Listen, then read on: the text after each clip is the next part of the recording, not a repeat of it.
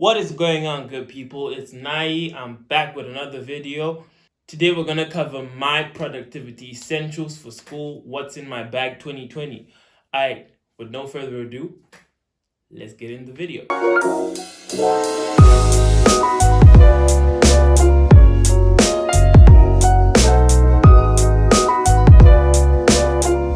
Okay, so as you might have seen from the thumbnail, I have a couple things that I do carry around, a couple things I use for my work, for my everyday purposes in school, at home, the whole lot of it. Okay, so basically I'm gonna break it down into 4 parts: my MacBook, my iPad, my iPhone, and my Beats and my AirPods. I'll pair those two. If you want to hear about each one of those, the timestamps are over here. You can skip to whichever part you're most interested in. If you want to stay for the whole video, even better. Let's start with my MacBook. Okay, so when it comes to my laptop, my computer, whatever you want to call it, I'm using the MacBook Air 2018 version. I got this computer in like 2019, so last year, like this time last year, I think actually.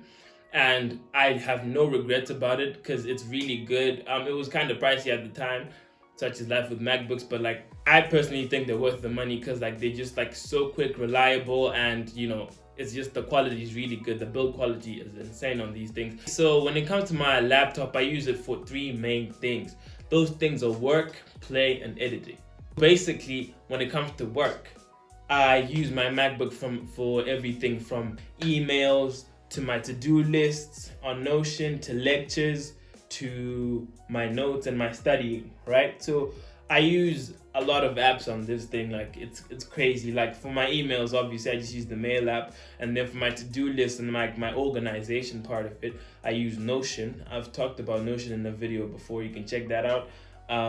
Lectures are a big thing for me because I'm obviously a uni student, and most of the stuff that we learn is through lectures, and like there's a lot of content. Like my course especially is like really dense, so it's crazy. It's like really hectic, and I need to keep my stuff in order. So they record every single lecture, so you just hop on the media suite on the UCLan website and you watch your lecture. And basically I watch the lecture and I do spreadsheets on Microsoft Excel, look at my PowerPoints on Microsoft PowerPoint, and I do use Word as well if I'm trying to write research papers and stuff.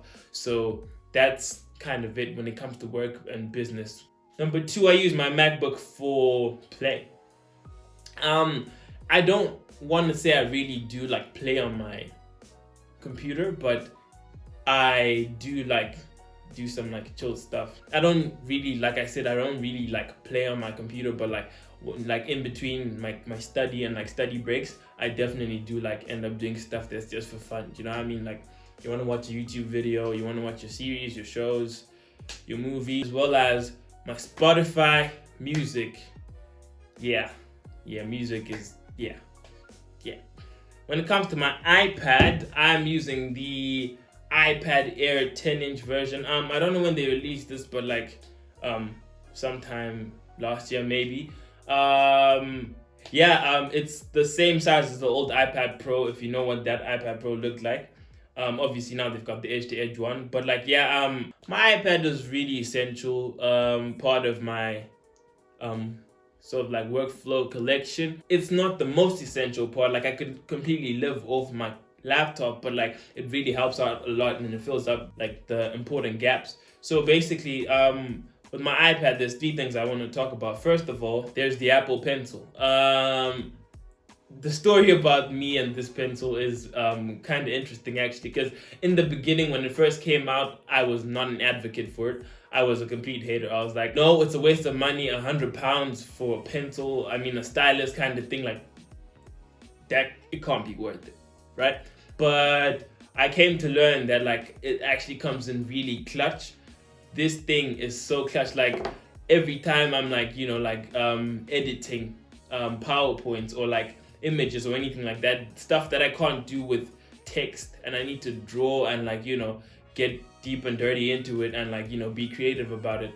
It comes in so clutch. It has so many cool features. I mean, I won't go into deep depth about it, but like simple stuff like when you're using it to draw or write something, like it doesn't pick up your palm or like any part of your hand that touches the screen. It only senses the pencil, which is really good. And then when you're moving between like pages, you use your fingers and it only recognizes your fingers to move pages. Drawing with it is really nice. It's pressure sensitive and all that stuff. Really clutch. I love it, and it charges really quickly as well. The second thing I use my iPad for is for a second screen when I'm studying or like reviewing my lectures. So basically, Apple devices, iOS and macOS have this thing called Sidecar, and basically you can connect your iPad to your computer and you use your iPad as a second screen, and that comes in really clutch. Like, you can do a lot with it. I don't use it to its full extent because I'm still like learning how to use it, but like for me, just like simple lectures and like sometimes when I'm using Premiere Pro to edit, that comes in really clutch. And you know, like just having a second screen is